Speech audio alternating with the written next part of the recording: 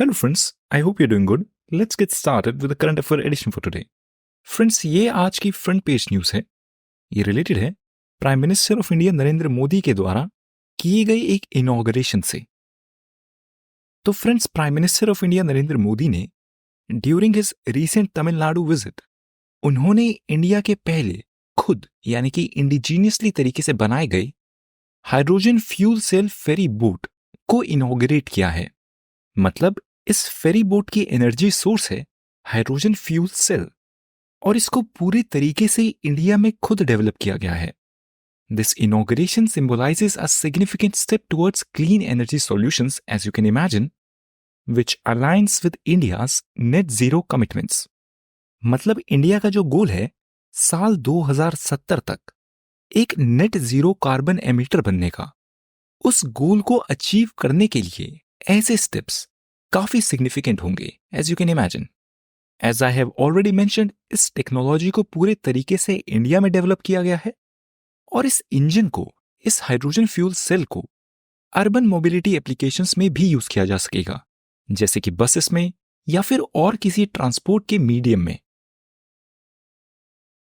Alright, let's move on to this next news. ये news related है space और science से और इसका कॉन्टेक्स्ट है इंडिया के द्वारा लॉन्च किए जाने वाले गगनयान मिशन का क्रू अनाउंसमेंट। तो friends, Gaganyaan human space flight mission, जिसको साल 2025 में लॉन्च किया जाएगा, जिस मिशन में इंडिया के एक क्रू को स्पेस में भेजा जाएगा to stay there and do some studies. अब गवर्नमेंट ने उस क्रू के पोटेंशियल एस्ट्रोनॉट्स को अनाउंस कर दिया है।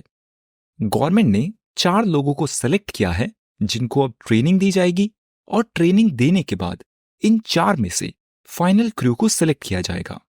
फ्रेंड्स, इस गगनयान मिशन को भेजा जाएगा लो अर्थ ऑर्बिट में। आई होप आपको पता है कि लो अर्थ ऑर्बिट क्या होता है और इसकी क्या प्रॉपर्टीज होती हैं। अगर आपको नहीं पता, you can refer the notes using the link in the description. Notes में ये सभी डिटेल्स प्रेजेंट है।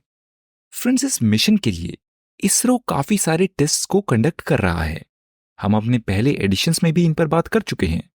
एक बार फिर से इन टेस्ट के नाम को मेंशन करें तो वो टेस्ट हैं integrated air drop test, test vehicle missions, pad abort test वगैरह। एज आई सेड, फ्रेंड्स, इस मिशन की टेंटेटिव लॉन्च डेट है साल 2025। इस मिशन से रिलेटेड और जो भी अपडेट्स होते हैं, we'll keep following them. Friends, exam के पर्सपेक्टिव से ये एक मॉडरेटली इंपॉर्टेंट न्यूज इवेंट है। आप इसके बारे में और इससे रिलेटेड सभी टॉपिक्स के बारे में जरूर पढ़ लें। फ्रेंड्स, अब एक बार इस गगनयान मिशन के बारे में डेडिकेटेडली बात करते हैं। इस मिशन को पहली बार नरेंद्र मोदी ने अनाउंस किया था अपनी इंडिपेंडेंस डे स्पीच में, जो उन्होंने दी थी साल 2018 में। फ्रेंड्स, इस मिशन में एक 3 मेंबर के क्रू को स्पेस में भेजा जाएगा लगभग 3 दिन के पीरियड के लिए। इस स्पेसक्राफ्ट को, जो स्पेस में होगा, उसकी लोकेशन होगी लो अर्थ ऑर्बिट। आई होप आपको लो अर्थ ऑर्बिट के बारे में पता है। लो अर्थ ऑर्बिट का अर्थ से डिस्टेंस होता है 300 से लगभग 400 किलोमीटर। इन एस्ट्रोनॉट्स को सेलेक्ट किया गया है इंडियन एयरफोर्स के द्वारा। अब इस न्यूज इवेंट से रिलेटेड और जो टॉपिक्स हैं जो आपके लिए इंपॉर्टेंट हैं, उनके बारे में बात करें तो as I said, low earth orbit और ये मेंस का टॉपिक कि किसी देश के लिए खुद का एक स्पेस स्टेशन होने का सिग्निफिकेंस क्या है। इस क्वेश्चन को तो मेंस में पहले पूछा भी जा चुका है। फ्रेंड्स, इस न्यूज इवेंट के बारे में आप जरूर पढ़ लें। फ्रेंड्स, ये नेक्स्ट न्यूज रिलेटेड है साइंस एंड टेक्नोलॉजी से और ये न्यूज एग्जाम के पर्सपेक्टिव से काफी इंपॉर्टेंट है। ये न्यूज इवेंट रिलेटेड है डिपार्टमेंट ऑफ बायोटेक्नोलॉजी से। तो डिपार्टमेंट ऑफ बायोटेक्नोलॉजी ने अनाउंस किया है कि उन्होंने उनके द्वारा कुछ समय पहले शुरू किया गया 10,000 जीनोम प्रोजेक्ट को पूरे तरीके से सक्सेसफुली अकम्प्लिश कर लिया है। डिपार्टमेंट ऑफ बायोटेक्नोलॉजी ने इंडिया के 10,000 लोगों का जीनोम डेटा को सीक्वेंस कर लिया है और डेटाबेस में स्टोर कर लिया है। अब ऐसा करने से क्या फायदा होगा, उसकी बात करते हैं। तो फ्रेंड्स, इंडिया की डाइवर्स पॉपुलेशन में से अलग अलग जगह से सेलेक्ट किए गए इन 10,000 लोगों के जीनोमिक डेटा को सेलेक्ट करने से साइंटिफिक रिसर्चर्स को इंडिया की पॉपुलेशन डाइवर्सिटी की और गहरी जानकारी मिलेगी और डीप इंसाइट्स मिलेंगी। इससे डायग्नोस्टिक टेक्नोलॉजीज इंप्रूव होंगी अभी के लिए और फ्यूचर में इवॉल्व होने वाली टेक्नोलॉजीज के लिए। ये पता चलेगा कि इस पॉपुलेशन में क्या किसी डिजीज को लेकर कोई प्री डिस्पोजिशन है, कि क्या ऐसे लोग हैं, कि क्या इंडिया के पॉपुलेशन में ऐसी कोई वल्नरेबिलिटी है जो उनको जेनेटिक तौर पर उन डिजीज को लेकर वल्नरेबल बनाती है। इस डेटा से पर्सनलाइज्ड ड्रग्स भी बन सकेंगे, जीन थेरेपी करने में भी मदद मिलेगी और बाकी और ऐसे सिमिलर यूज केसेस में इस जीनोम डेटाबेस से मदद मिलेगी। फ्रेंड्स, ये नेक्स्ट न्यूज रिलेटेड है एनवायरमेंट एंड इकोलॉजी से। इसका कॉन्टेक्स्ट है उड़ीसा के सिमिलीपल टाइगर रिजर्व में हुई ये डेवलपमेंट्स। तो फ्रेंड्स, उड़ीसा की गवर्नमेंट एक चिंता में है कि उनके सिमिलीपल टाइगर रिजर्व्स में टाइगर्स के बीच इन ब्रीडिंग हो रही है। इन ब्रीडिंग का मतलब है कि एक ही जीन पूल के टाइगर्स एक दूसरे के साथ ब्रीड कर रहे हैं और इन ब्रीडिंग की वजह से पॉपुलेशन की डाइवर्सिटी नेगेटिवली इंपैक्ट होती है और इस पॉपुलेशन में डिजीज होने के चांसेस काफी बढ़ जाते हैं। और ये इनब्रीडिंग चाहे ह्यूमंस में हो या एनिमल्स में। तो फ्रेंड्स, क्योंकि उड़ीसा के सिमिलीपल टाइगर रिजर्व्स में टाइगर की पॉपुलेशन काफी कम है जिसकी वजह से वो इनब्रीडिंग कर रहे हैं, तो उड़ीसा की स्टेट गवर्नमेंट ने नेशनल टाइगर कंजर्वेशन अथॉरिटी से रिक्वेस्ट की है कि वो उड़ीसा स्टेट गवर्नमेंट को और नई फीमेल टाइगर्स प्रोवाइड करें जिससे इन टाइगर्स की जेनेटिकल डाइवर्सिटी इंप्रूव हो, to increase the genetical diversity. Friends, साल 2023 के एक सर्वे के अकॉर्डिंग उड़ीसा में लगभग 30 टाइगर्स हैं और सिमिलीपल टाइगर रिजर्व में लगभग 24 टाइगर्स हैं। और सिमिलीपल टाइगर रिजर्व्स के इन 24 टाइगर्स में से लगभग 13 टाइगर्स सूडोमेलियनिस्टिक हैं। सूडोमेलियनिस्टिक होने का मतलब है कि टाइगर्स की जो ब्लैक स्ट्राइप्स होती हैं वो काफी वाइड हो जाती हैं, एक दूसरे के साथ मिल जाती हैं, जिससे ये लगता है कि इन टाइगर्स का कलर ब्लैक है। You can also see this in this photograph. ये फोटोग्राफ सिमिलीपल टाइगर रिजर्व के टाइगर्स की ही है। फ्रेंड्स, ये सूडोमेलियनिस्टिक होना ये रिजल्ट होता है इन ब्रीडिंग का। ये एक जेनेटिकल डिफेक्ट है, ना कि ये कोई रेयर कंडीशन है।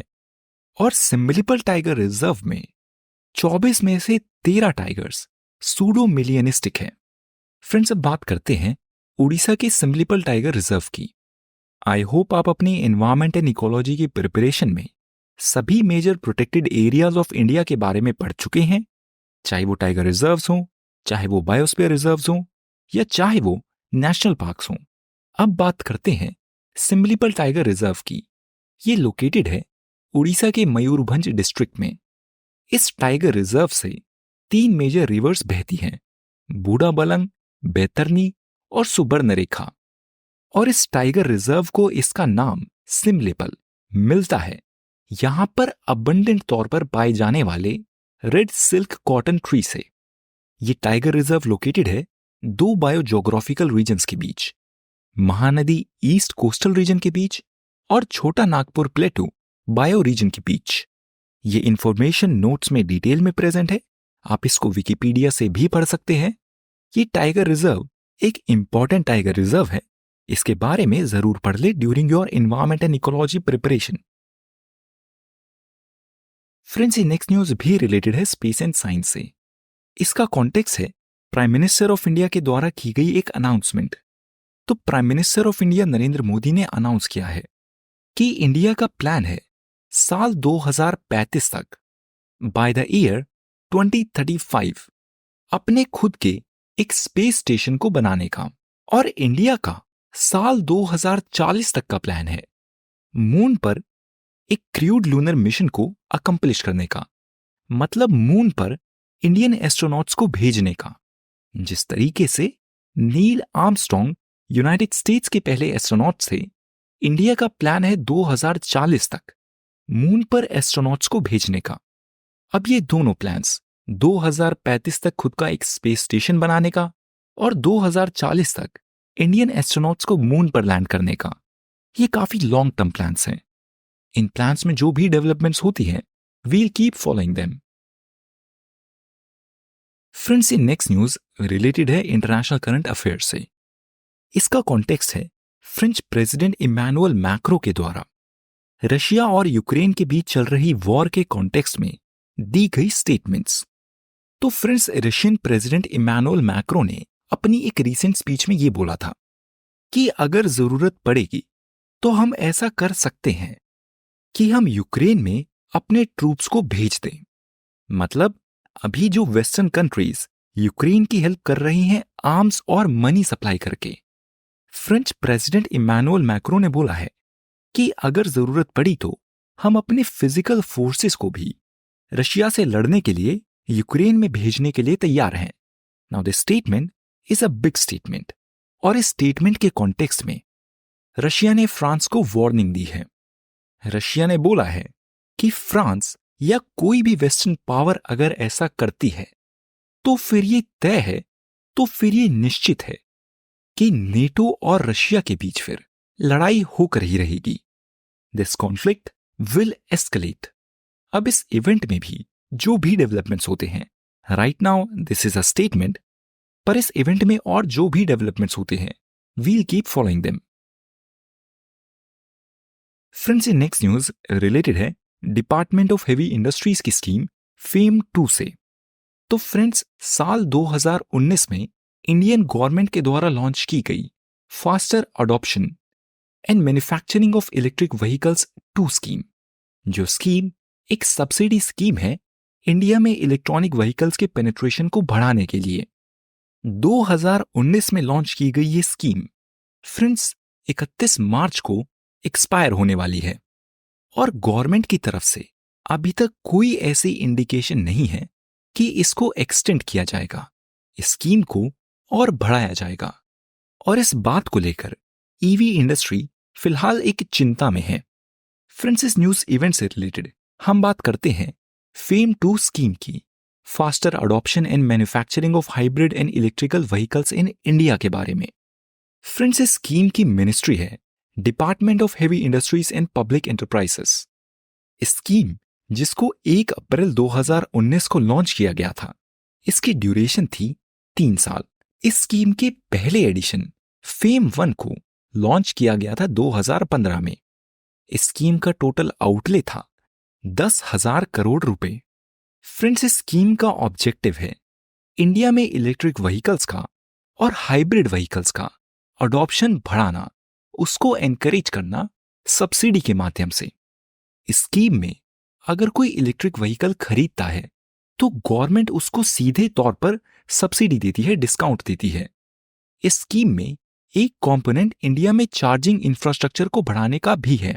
फ्रेंड्स, ये कैपिटल इंटेंसिव स्कीम एक मेजर स्कीम थी, and I am pretty sure कि गवर्नमेंट इस स्कीम के खत्म होने के बाद जरूर कोई और स्कीम इंट्रोड्यूस करेगी, because this sectors requirement for government support hasn't ended yet. Friends, ये नेक्स्ट न्यूज रिलेटेड है foreign policy and international relationship से। इसका कॉन्टेक्स्ट है इंडिया और फ्रांस का relationship in the context of ongoing Russia Ukraine war. और इससे related जो न्यूज रिपोर्ट्स थी कि रशियन आर्मी ने अपनी आर्मी में कुछ इंडियंस को डिप्लॉय कर लिया है। फ्रेंड्स, न्यूज़पेपर में कुछ समय पहले ये रिपोर्ट किया गया था, and we also covered it, कि कुछ इंडियन वर्कर्स को रशियन आर्मी में एज सिक्योरिटी हेल्पर्स डिप्लॉय किया गया है, और उन वर्कर्स ने फिर रशिया में प्रेजेंट इंडियन एम्बेसी से मदद भी मांगी थी। Friends, ministry of external affairs ने इस अपडेट को काफी सीरियसली लिया, और उन्होंने अपनी ऑफिशियल स्टेटमेंट में बोला कि रशिया में लोकेटेड इंडियन एम्बेसी के पास जिस भी वर्कर की ऐसी रिक्वेस्ट आई थी, इंडियन एक्सटर्नल अफेयर्स मिनिस्ट्री ने उन रिक्वेस्ट को काफी सीरियसली लिया है। और मिनिस्ट्री ऑफ एक्सटर्नल अफेयर्स की इन रिक्वेस्ट के बाद फिर अब काफी सारे ऐसे इंडियन वर्कर्स को जो रशियन आर्मी के साथ डिप्लॉयड थे, उनको वहां से डिस्चार्ज कर दिया गया है। फ्रेंड्स, एक्सटर्नल अफेयर्स मिनिस्ट्री ने कुछ समय पहले भी कतर में डेथ सेंटेंस्ड इंडियंस को लेकर भी ऐसे ही स्टेप्स लिए थे। एग्जाम के पर्सपेक्टिव से ये सब इवेंट्स काफी इंपॉर्टेंट हैं। You can use this examples in your main answer writing to enhance your answers. Friends, ये नेक्स्ट न्यूज इवेंट रिलेटेड है एशियन डेवलपमेंट बैंक के द्वारा यूरोपियन यूनियन के कार्बन बॉर्डर एडजस्टमेंट मैकेनिज्म के कॉन्टेक्स्ट में की गई स्टडी से। तो एशियन डेवलपमेंट बैंक ने अपनी एक रीसेंट रिपोर्ट में बोला है कि यूरोपियन यूनियन का कार्बन बॉर्डर एडजस्टमेंट मैकेनिज्म, इस मैकेनिज्म से देश भर की डेवलपिंग कंट्रीज पर जैसे कि इंडिया पर और चाइना पर एक नेगेटिव इंपैक्ट होगा। पर इस न्यूज इवेंट में जो सिग्निफिकेंट है वो ये है कि डेवलपिंग कंट्रीज पर नेगेटिव इंपैक्ट के साथ साथ इस स्कीम से कार्बन एमिशंस को कंट्रोल करने में कोई सिग्निफिकेंट मदद नहीं होगी। मतलब कार्बन बॉर्डर एडजस्टमेंट मैकेनिज्म का जो ऑब्जेक्टिव है कि यूरोपियन यूनियन से बाहर होने वाले कार्बन एमिशंस को कंट्रोल करने का, ये स्कीम उस गोल को अचीव करने में कामयाब नहीं होगी। एशियन डेवलपमेंट बैंक ने बोला है कि इंडिया की स्टील इंडस्ट्री भी इस स्कीम से काफी नेगेटिवली इंपैक्ट होगी, क्योंकि स्टील सेक्टर और खासकर इंडिया का steel sector compare to China steel sector काफी ज्यादा कार्बन इंटेंसिव है। इंडिया में स्टील प्रोड्यूस करने में काफी ज्यादा कार्बन एमिशंस होते हैं। फ्रेंड्स, अब हम बात करते हैं इस यूरोपियन यूनियन के कार्बन बॉर्डर एडजस्टमेंट मैकेनिज्म के बारे में। फ्रेंड्स, एग्जाम के पर्सपेक्टिव से ये एक इंपॉर्टेंट टॉपिक है। आई होप आपको इसके बारे में ऑलरेडी पता है, क्योंकि हम अपने पहले एडिशंस में इसके बारे में बात कर चुके हैं। एक बार फिर से इसकी ब्रीफली बात करते हैं। तो यूरोपियन यूनियन के इस कार्बन बॉर्डर एडजस्टमेंट मैकेनिज्म से यूरोपियन यूनियन की कोशिश है कि यूरोपियन यूनियन में अगर बाहर से कोई ऐसे गुड्स इंपोर्ट होते हैं जो कार्बन इंटेंसिव हैं, तो उन गुड्स पर एक टैक्स लगाया जाए। यूरोपियन यूनियन की उम्मीद है कि ऐसा करने से वो कार्बन लीकेज को कंट्रोल करेंगे। कार्बन लीकेज क्या होता है, ये एक सिंपल टॉपिक है, इसके बारे में आप पढ़ लें। हाई चांसेस हैं कि ये भी एग्जामिनेशन में पूछा जा सकता है। यूरोपियन यूनियन के इस सीबीएएम से एक और उम्मीद ये है कि इससे यूरोपियन यूनियन के बाहर भी जो प्रोडक्शन हो रही है वो क्लीन तौर पर होगी, कार्बन फ्रेंडली होगी। इस स्कीम की बॉटम लाइन ये है कि अगर कोई भी गुड बाहर से यूरोपियन यूनियन में आता है, तो इस स्कीम के इंप्लीमेंट होने के बाद उस प्रोडक्ट पर उतना टैक्स लगाया जाएगा इस बेसिस पर कि उसको बनाने में कितने कार्बन एमिशंस हुए हैं, और वो टैक्स इतना होगा कि वो बाहर बना प्रोडक्ट यूरोपियन यूनियन में अगर वो प्रोडक्ट बनता उसके प्राइस के इक्वल ही होगा। फ्रेंड्स, एक कार्बन बॉर्डर एडजस्टमेंट मैकेनिज्म एक काफी कंट्रोवर्शियल टॉपिक है। इसकी सराहना से ज्यादा फिलहाल इसकी निंदा होती है। इस टॉपिक के बारे में भी आप डेडिकेटेडली एक बार जरूर पढ़ लें। फ्रेंड्स, ये न्यूज इवेंट रिलेटेड है एक डेटा पीस से, जिसमें बात की गई है कि रेड सी में चल रहे क्राइसिस से ग्लोबल सप्लाई चेन्स पर क्या इंपैक्ट हुआ है। तो फ्रेंड्स, नवंबर 2023 से यमन में बेस्ड हूथी रेबल्स ने रेड सी में आने वाले शिप्स पर अटैक्स करने शुरू कर दिए थे। उनका कहना था कि वो पैलेस्टीनियन पॉपुलेशन के साथ अपने सपोर्ट को ऐसे एक्सप्रेस कर रहे हैं। अब रेड सी में हूथीज के द्वारा किए जाने वाले इन अटैक से सुएज कनाल से होकर गुजरने वाला ट्रैफिक पूरे तरीके से डिस्ट्रप्टेड है। शिपिंग कंपनीज इन अटैक से बचने के लिए अब एक लंबा रूट ले रही हैं, जो है केप ऑफ गुड होप से होते हुए। मतलब जहां पहले वो नॉर्थ वेस्ट डायरेक्शन में जाते थे, अब वो साउथ में अफ्रीका के टिप से होते हुए घूमकर जाते हैं। अब बात करते हैं डेटा की। फ्रेंड्स, सुएज कैनाल, जिसने साल 2023 में ग्लोबल ट्रेड का लगभग 12 से 15% ट्रेड हैंडल किया था। इस सुएज कनाल में इन अटैक्स के बाद अब 82% डिक्लाइन हुआ है ट्रैफिक का। और केप ऑफ गुड होप, जिसकी हमने अभी बात की, जो लोकेटेड है अफ्रीका की सदर्न टिप पर, इस रीजन में इसी पीरियड में कंटेनर ट्रैफिक बढ़ा है लगभग 60%। फ्रेंड्स, इन अटैक से दुनिया की लगभग सभी कंट्रीज ही इंपैक्टेड हैं। इंडिया की बात करें तो इंडिया जो रशिया से तेल खरीदता है, जो ऑयल खरीदता है, इंडिया ये ऑयल ट्रांसपोर्ट करता है सुएज कनाल से होते हुए। जिस वजह से इंडिया के ऑयल इंपोर्ट्स और एक्सपोर्ट्स भी इस समय काफी इम्पैक्टेड हैं। फ्रेंड्स, अब हम बात करते हैं रेड सी से रिलेटेड कुछ जियोग्राफिकल बॉडीज की। रेड सी और उससे रिलेटेड जियोग्राफिकल बॉडीज इस आने वाले एग्जाम के लिए काफी इंपॉर्टेंट है। तो पहले हम बात करते हैं कि वो कौन कौन सी कंट्रीज हैं जो रेड सी से बॉर्डर करती हैं। वो कंट्रीज हैं डिजिबाउती, एरिट्रिया, सूडान, इजिप्ट, सऊदी और यमन। अब हम बात करते हैं कि रेड सी से कौन कौन सी जियोग्राफिकल बॉडीज कनेक्टेड हैं। फ्रेंड्स, रेड सी से साउथ में कनेक्टेड है बब एल मंडब स्ट्रेट और साउथ में ही लोकेटेड है गल्फ ऑफ एडन। रेड सी के नॉर्थ में लोकेटेड है Sinai peninsula, gulf of Aqaba और गल्फ ऑफ सुएज। इन सभी लोकेशंस को आप विकिपीडिया पर सर्च कर लें और इनको अपने नोट्स में इंक्लूड कर लें। फ्रेंड्स, बब एल मंडब स्ट्रेट की बात करें तो ये लोकेटेड है यहां पर इस रीजन में। As you can see in the map, Indian Ocean से आता हुआ ट्रैफिक बब एल मंडब स्ट्रेट से होते हुए, रेड सी से होते हुए, सुएज कनाल से होकर यूरोप और बाकी और लोकेशंस में पहुंचता है। बब एल मंडब स्ट्रेट एक सिग्निफिकेंट चोक पॉइंट है। अब हम बात करते हैं सिनाई पेनिनसुला की। ये लोकेटेड है इजिप्ट में, जिसके वेस्ट में इजिप्ट है और ईस्ट में इजराइल है। मैप में एज यू कैन सी ये लोकेटेड है यहां पर। फ्रेंड्स, ये नेक्स्ट न्यूज रिलेटेड है इंडियन इकोनॉमी से। इसका कॉन्टेक्स्ट है रिसेंटली कंक्लूड किया गया Indian house hold consumption expenditure सर्वे और उस सर्वे के रिजल्ट को लेकर उस पर दी गई नीति आयोग के सीईओ के द्वारा स्टेटमेंट।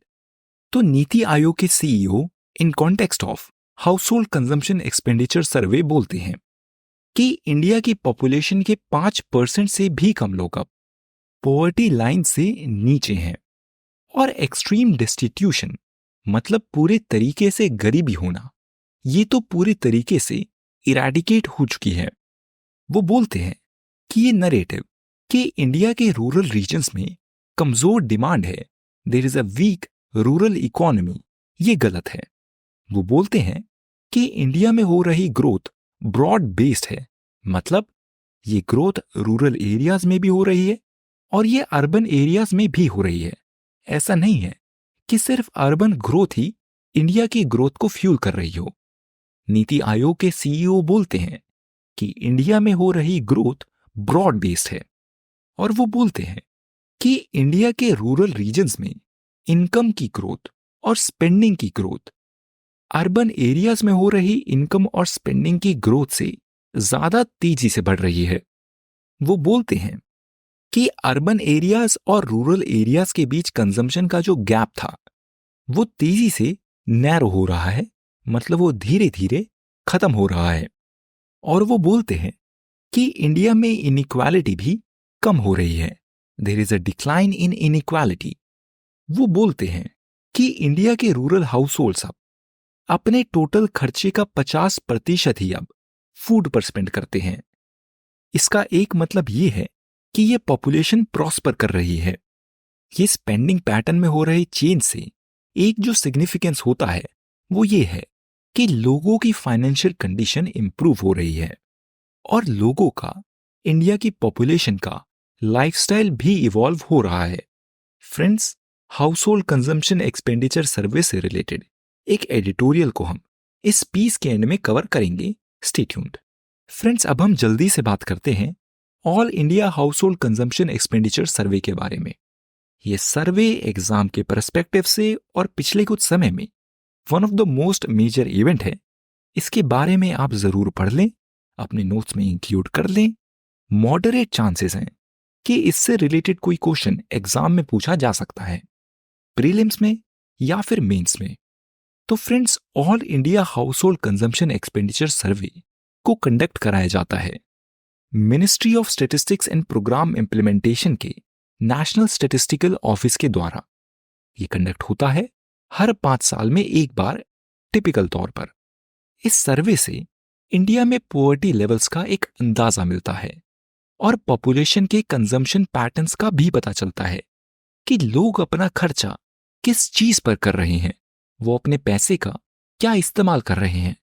क्या वो अपने पैसे से सिर्फ खाना खरीदते हैं या खाने के साथ साथ कपड़े खरीदते हैं, हॉस्पिटल के खर्चे करते हैं या कोई सर्विसेज अवेल करते हैं, मूवीज देखते हैं वगैरह।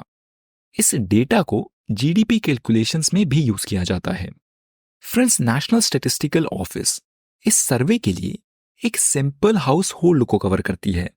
मतलब देश भर में कुछ ऐसी पॉपुलेशन है जिसको नेशनल स्टैटिस्टिकल ऑफिस ने इस सर्वे के लिए सेलेक्ट किया हुआ है। ऐसा नहीं है कि सेंसस की तरह इंडिया के हर एक व्यक्ति से इस सर्वे के लिए क्वेश्चन पूछे जा रहे हैं, ऐसा नहीं है। एक कुछ ऐसा सेलेक्टेड सैंपल साइज है जिस पर इस सर्वे को किया जाता है। एज आई सेड, इस सर्वे से इंफॉर्मेशन मिलती है हाउस होल्ड कंजम्पशन के अलग अलग एस्पेक्ट्स की, जैसे कि लोग फूड पर कितना खर्चा करते हैं, एजुकेशन पर कितना खर्चा करते हैं, हेल्थ केयर पर कितना खर्चा करते हैं, हाउसिंग पर कितना खर्चा करते हैं, कंज्यूमर ड्यूरेबल्स पर कितना खर्चा करते हैं वगैरह। Friends, all India house hold consumption expenditure survey एक इंपॉर्टेंट टॉपिक है, pay attention to it. Friends, ये नेक्स्ट न्यूज रिलेटेड है GS1 से, इंडिया की मेडिवल हिस्ट्री से। इसका कॉन्टेक्स्ट है चालुक्य ऑफ बदामी। तो फ्रेंड्स, तेलंगाना स्टेट में लोकेटेड मुदीमणिक्यम जो कि एक जगह है, वहां पर रिसेंटली कुछ डिस्कवरीज हुई हैं जिससे पता चला है कि कृष्णा रिवर के बैंक्स पर ओरिजिनेट हुआ चालुक्य ऑफ बदामी एम्पायर, जो लोकेटेड था कर्नाटका में, जिसके कैपिटल थे कर्नाटका में। इस एम्पायर की पहुंच, ये एम्पायर फैला था तेलंगाना के मुदीमणिक्यम तक। मतलब इस डिस्कवरी से ये पता चलता है कि ये एम्पायर तेलंगाना तक फैला हुआ था। And this new discovery has expanded the estimate of the historical extent of this empire. मतलब जहां पहले रिसर्चर्स का, आर्कियोलॉजिस्ट का मानना था कि इस एम्पायर की एक्सटेंट केवल इतनी थी, इस डिस्कवरी के बाद अब वो और फैल गई है। फ्रेंड्स, अब हम जल्दी से बात करते हैं मेडिवल हिस्ट्री के पर्सपेक्टिव से बेहद इंपॉर्टेंट टॉपिक चालुक्य ऑफ बदामी की। इस एम्पायर का पीरियड था मिड 6th से लेकर मिड 8th सेंचुरी के बीच। इनके 3 कैपिटल थे। पहला था बदामी, दूसरा था ऐहोल और तीसरा था पटाकडल, जो तीनों ही हैं कर्नाटका में। बदामी चालुक्य के फाउंडर थे पुलकेशिन I, और इनके बाद फिर ईस्टर्न चालुक्य आए और उनके बाद फिर राष्ट्रकूटा एम्पायर आया।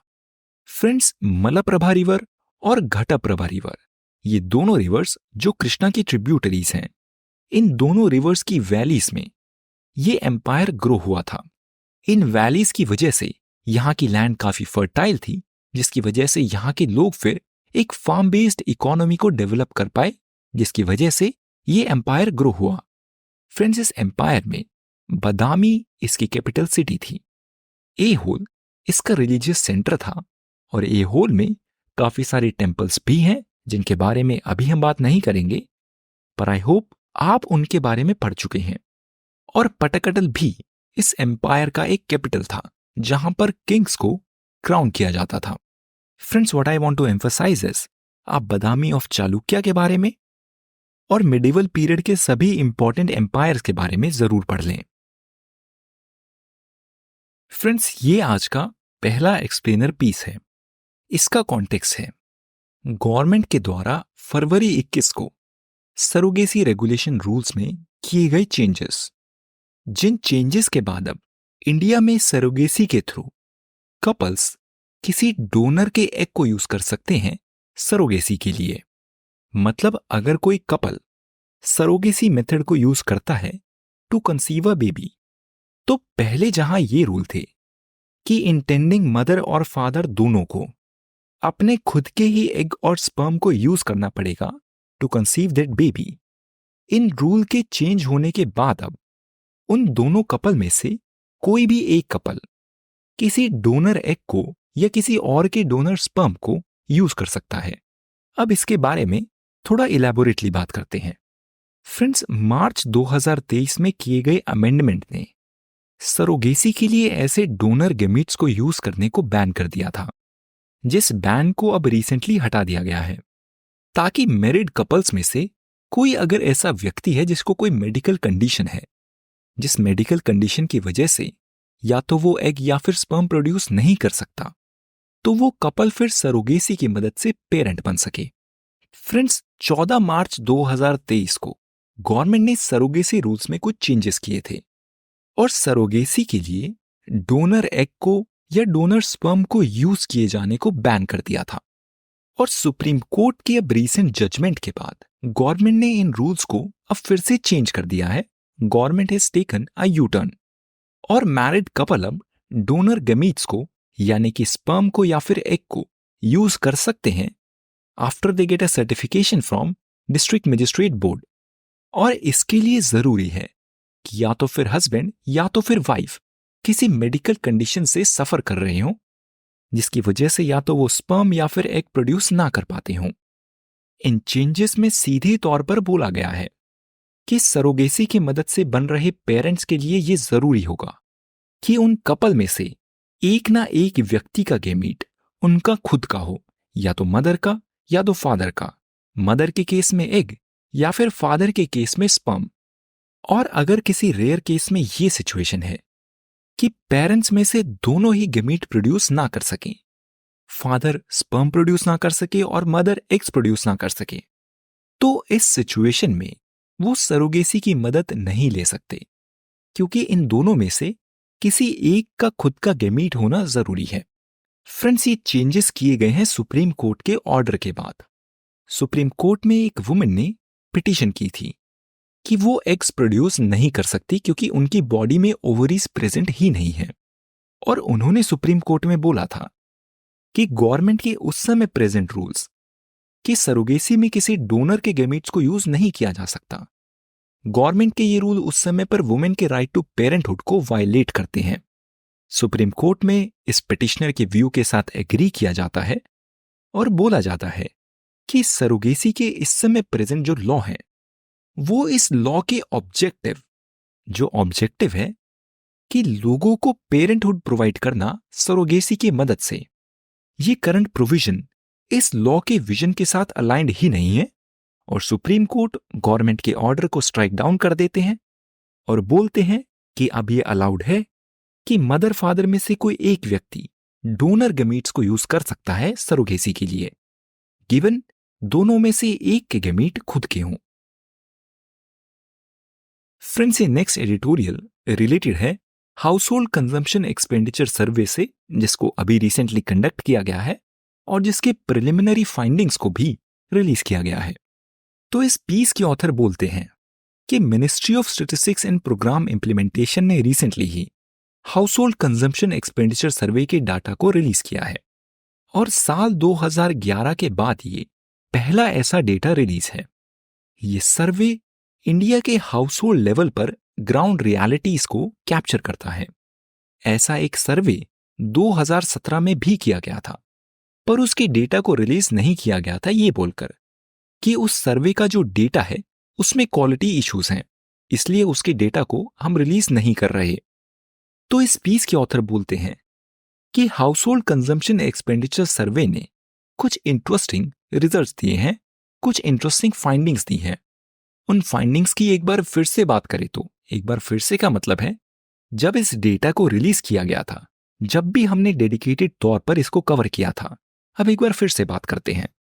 तो फ्रेंड्स, इंडिया के हाउस होल्ड कंजम्पशन एक्सपेंडिचर सर्वे से पता चला है कि अर्बन एरियाज में monthly per capita consumption expenditure मतलब सैंपल साइज एक महीने में कितना एक्सपेंडिचर करती है, ये एक्सपेंडिचर साल 2011 के कंपैरिजन में पिछले साल अर्बन एरियाज में बढ़ा है 33.5% और फिलहाल है 3,510 रुपए, और रूरल एरियाज में बढ़ा है 40.4% और फिलहाल है 2,008 रुपए।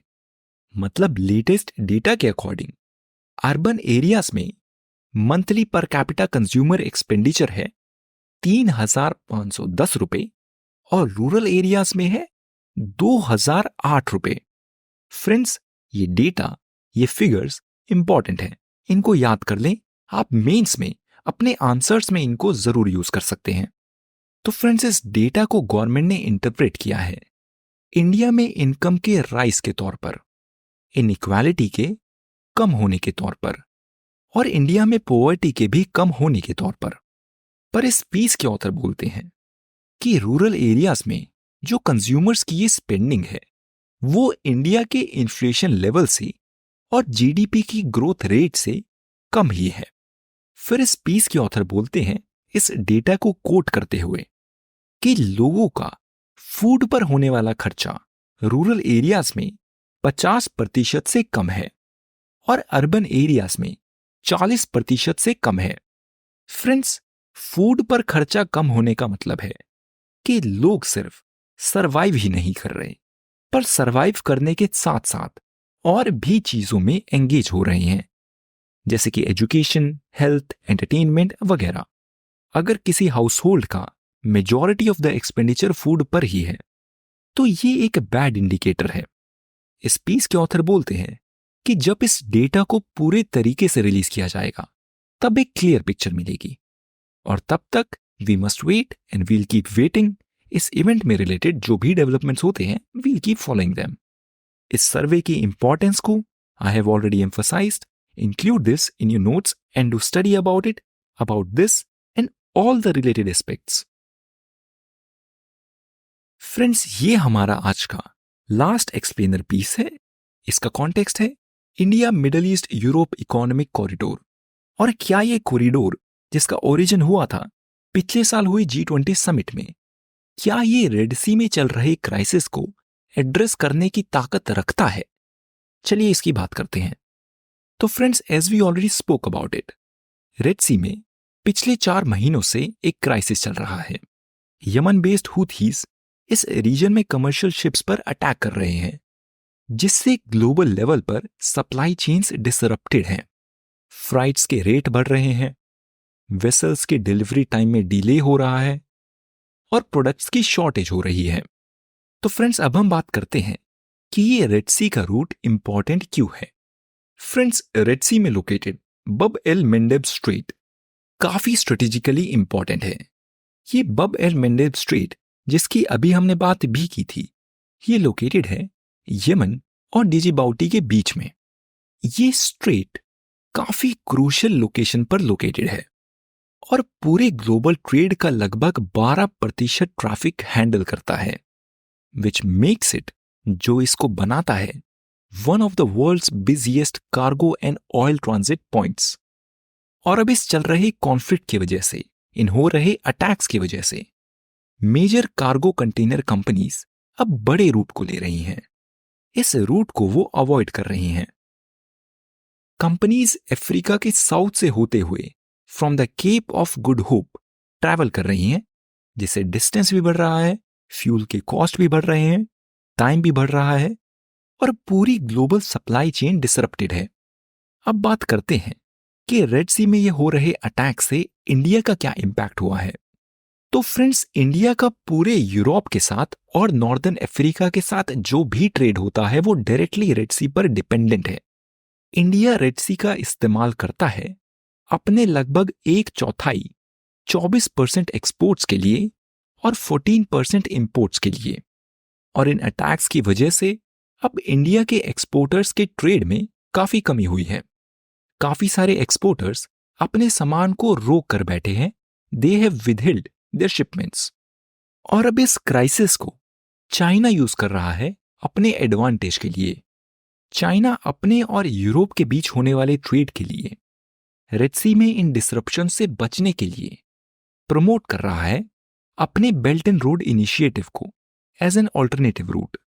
फ्रेंड्स, अब हम बात करते हैं India Middle East Europe Economic Corridor की, जिसको अनाउंस किया गया था पिछले साल हुई G20 समिट के दौरान, जो कि इस रेड सी के रूट का एक ऑल्टरनेटिव है।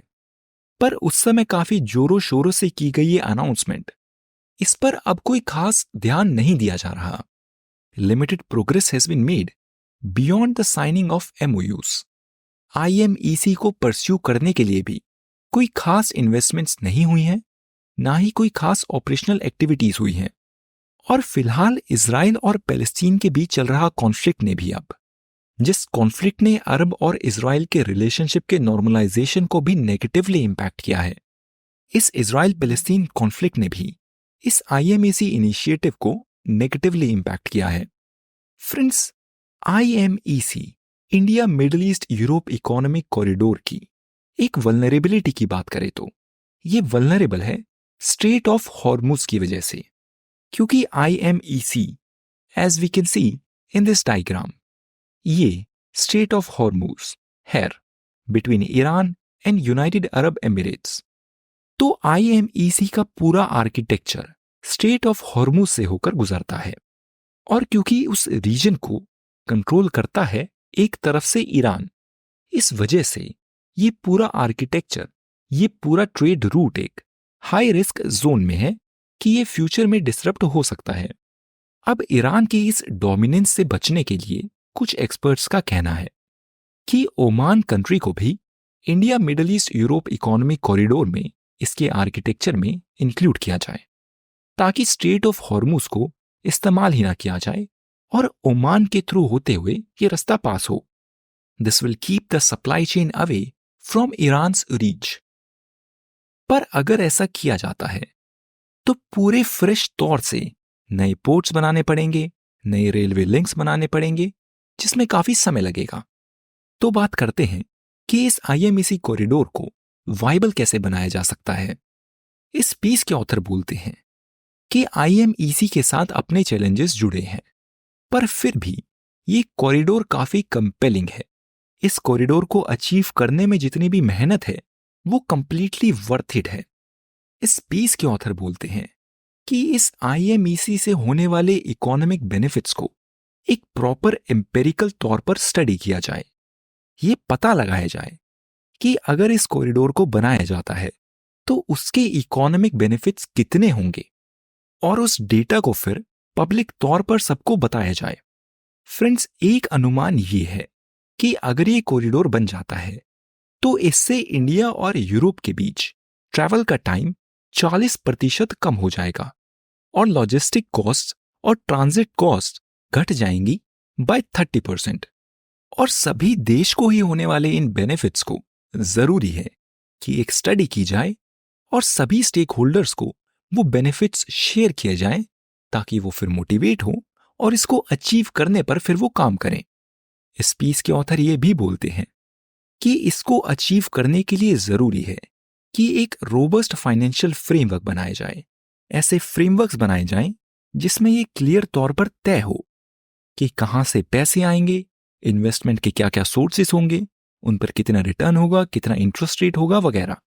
वो बोलते हैं कि ऐसा फाइनेंशियल फ्रेमवर्क बनाना जरूरी है, क्योंकि इस IMEC पर MOUs तो साइन हो चुके हैं, पर क्योंकि कोई फाइनेंशियल सोर्सेज है ही नहीं, इसकी वजह से इस प्रोजेक्ट में कोई मीनिंगफुल प्रोग्रेस नहीं हो रही है और फाइनेंशियल फ्रेमवर्क बनाना जरूरी है। Now that's all for today, friends. Have a good time. See you in the next edition. All the best with your preparation. If you have any question, feel free to ask. Bye. Ask. Bye. Ask. Bye. Ask. Bye. Ask.